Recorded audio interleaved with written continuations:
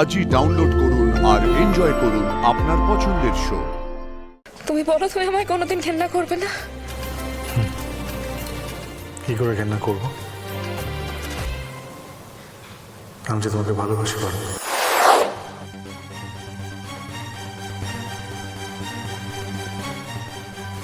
কি হয়েছে পারো? মন করছো কেন? না মানে আমি তোমাকে জিজ্ঞেস করছি তার কারণ যখন থেকে ঢুকলাম তখন থেকে দেখছি তুমি খুব অস্থির হয়ে আছো, সেই জন্যে।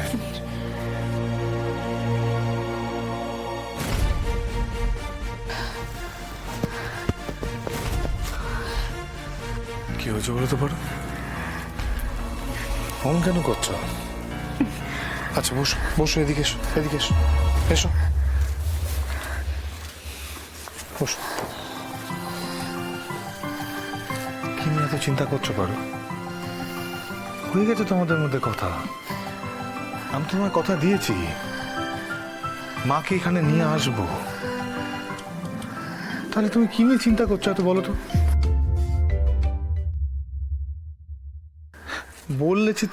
বলেছি তো যে মায়ের সমস্ত কলঙ্ক মিটে যাবে, মাথা উঁচু করে মা এই ভুবনপুরে ঢুকবে, সেই ব্যবস্থাই করব। কথা দিয়েছি যখন কথা।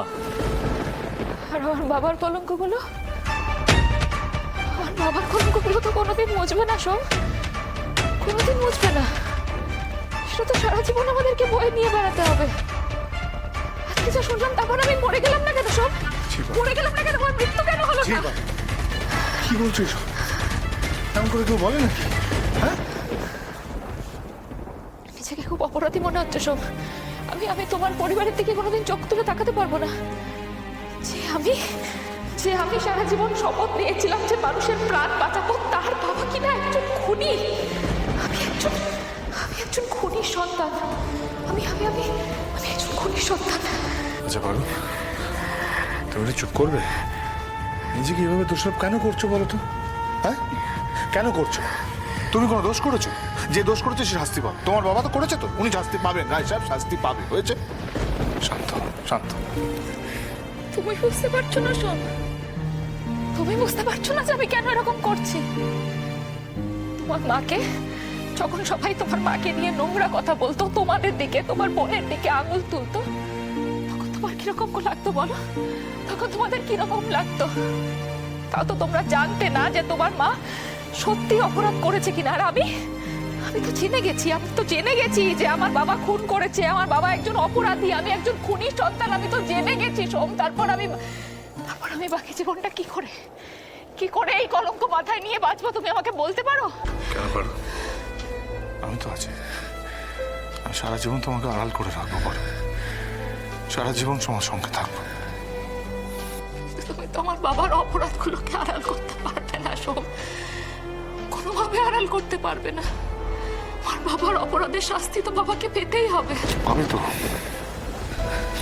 তো পারো, আমি সেই জন্য তো বারবার করে তোমাকে বলি যে আমার এই ভোটটা জেতা খুব দরকার। আমাদের এই মন্দির ট্রাস্টের ভোটটা জিততে হবে, তাহলে সমস্ত ক্ষমতা আমাদের হাতে আসবে। আমরা সব এই রহস্য ভেদ করতে পারবো। মাকে ঠিকভাবে এখানে নিয়ে আসতে পারবো। রায় সাহেব যে পাপ করেছে তার পাপের শাস্তি রায় সাহেব পাবে। বুঝতে পেরেছ? তো শান্তি হোক, শান্ত শান্ত। আমি আর পারছি না সোম। আইন তো বাবাকে বাবার পাপের শাস্তি দিয়ে দেবে সোম, কিন্তু আমি কি করবো সোম? আমার শরীরে তো খুনির রক্ত বইছে, সোম, অপরাধীর রক্ত বইছে। আমি কি করে এই রক্তটা শুদ্ধ করব? বলো না সোম, বলো না সোম, আমি কি করে এই রক্ত শুদ্ধ করবো? সোম, বলো না সোম, আমি কি করে এই রক্ত শুদ্ধ করবো? চেতনা করো, চেতনা।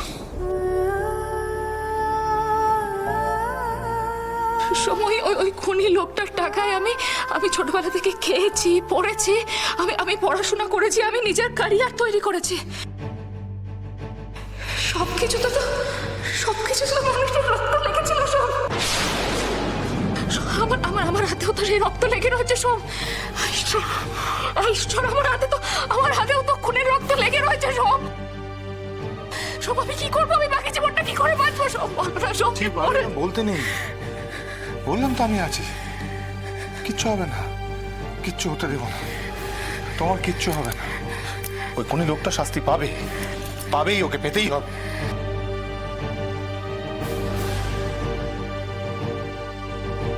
শান্ত কর, দয়া কর, কম করো না। এদিকে এসো, এদিকে এসো, এসো এসো, বসো। জানো পারো, যখন যখন প্রথম আমি ওই মার কাছে দেখা করতে গেছিলাম, তারপর যখন সব জানতে পারলাম, আমার মনের ভেতরটা এরকম উথাল পাতাল হয়েছিল, খুব কষ্ট হয়েছিল। আমি কিছুতেই বোঝাতে পারছিলাম না আমি কি করব, কি বলবো, কার সাথে নিজের মনের কথাগুলো বলবো। তারপরে একদম চুপ করে গেছিলাম, অনেক অনেক শান্ত হয়ে গেছিলাম। তারপরে আস্তে আস্তে আমার মনের ভেতরটা অনেক শান্ত হলো। তুমি নিজেকে সময় দাও, দেখবে তুমি ঠিক হয়ে গেছো। তোমার কষ্ট হবে না, মনের ভেতরে এত কষ্ট হবে না। আমি বুঝতে পেরেছি, আমি বুঝতে পারছি তোমার মনে কষ্ট হয়েছে। শান্ত শান্ত, লক্ষ্মী মেয়ে।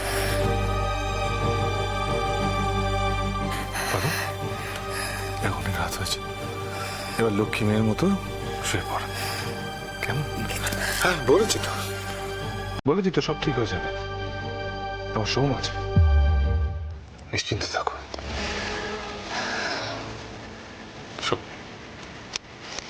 শুয়ে পড়, শান্ত, লক্ষ্মী। শোন,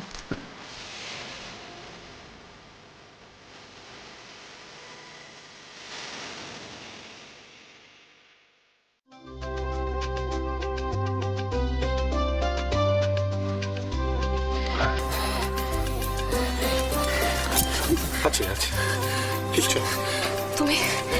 তুমি আমায় ঘেন্না করো না তো?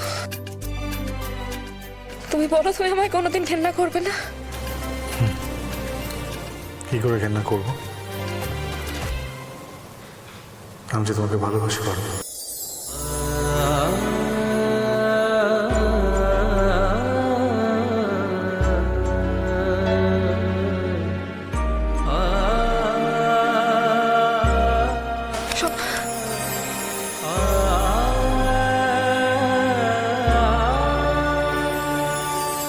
আজকে অন্তত আমার কাছে থাকো প্লিজ।